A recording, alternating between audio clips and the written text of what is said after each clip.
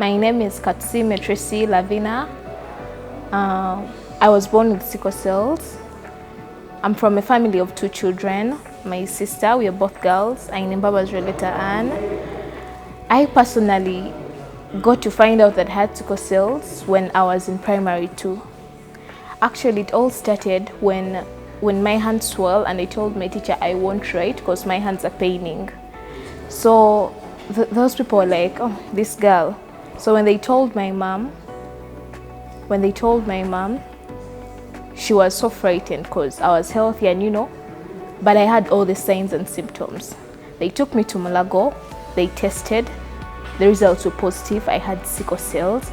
They were frightened because I was the first one in the whole family, actually in the whole clan, who came out with sickle cell disease. So my dad was like, we don't have that in our family. How could it be? So my mom personally raised me as a single mother. Though my dad is there, but then he less cares. I used to be a good swimmer.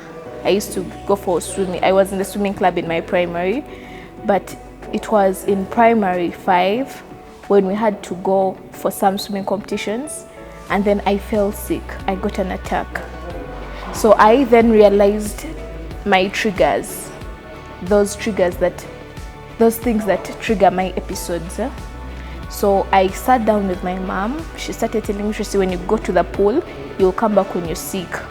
So I eliminated swimming in my list. I eliminated athletics from my list. I eliminated too much excitement. You can come out with A+ from an exam, but then you sit down and you're like, Tracy, this excitement can bring an attack. So you relax and you're like, okay, I won't get too much excited because you know yourself. We have lived with my mommy and my sister. We are both sicklers and she's a teacher in a private school. Fine, her salary is good, it can sustain us, but then it won't be that easy. We go to Mulago Hospital. That's where we get our care and medication.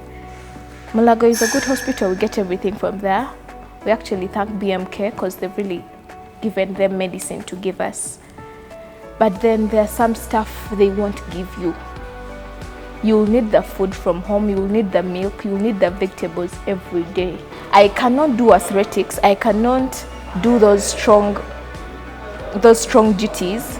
But there is something I can implement. I've been the head of the HIV and AIDS club in my school. I've been the class monitor of my class from senior 1.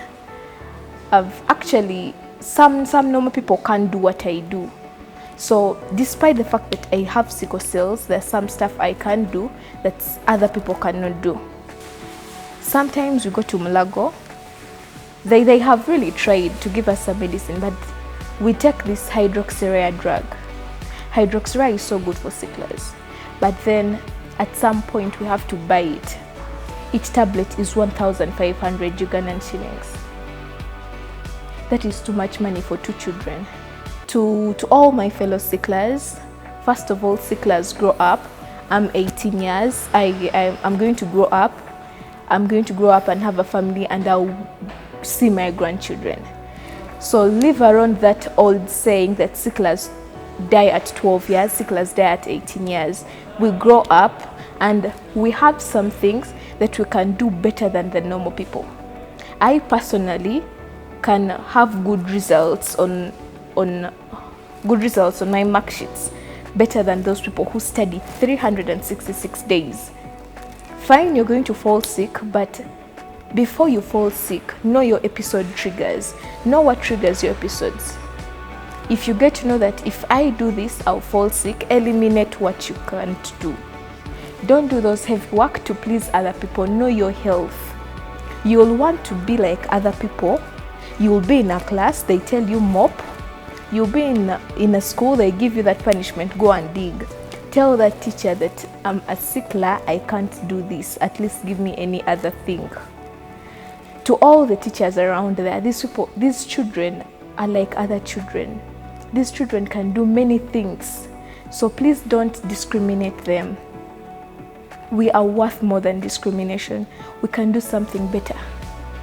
If you work hand in hand with us, I thank my teachers because at least they've not showed me any kind of discrimination.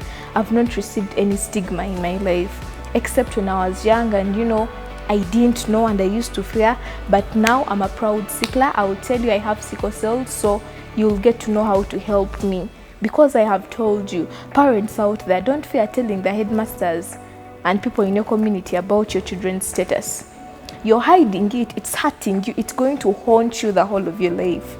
But if you tell someone out, you tell your neighbor that please, if you see my child running in the rain, tell him to come back, tell him or her to come back, because that rain will trigger the episode.